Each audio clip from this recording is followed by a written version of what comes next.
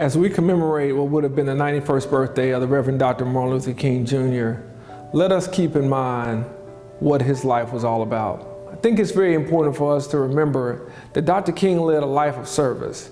He led a life of sacrifice. He led a life and left a blueprint for all of us to follow of how we can impact our communities. Many of us may not ever be called to lead, but all of us are called to serve.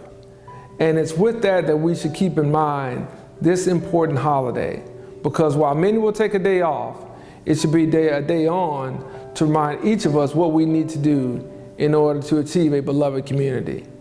Dr. King was many things.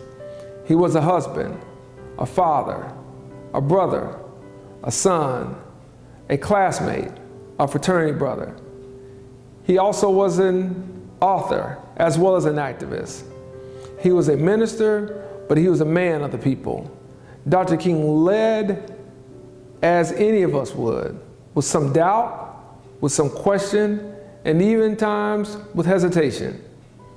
But he kept the faith, and he made sure that throughout all of that, he persevered to achieve the goal that he believed he had been called to lead.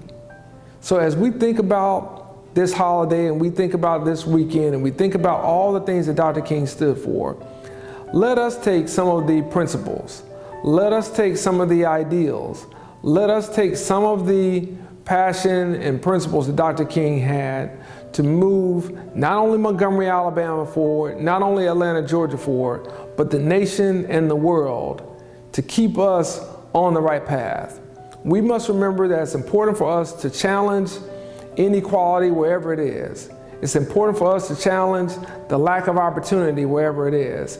It's important for us to stand tall in the face of challenge, as Dr. King did so many times. For us to be more king-like as opposed to being king-light, we have to remember that Dr. King was not perfect.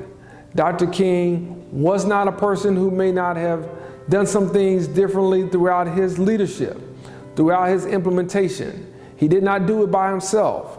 But Dr. King, if anything else, stood strong, stood steadfast, and stood very defiant about what was important, not just for himself, not for what was just comfortable for his circle of friends, but for what was right and what was just for all of humanity.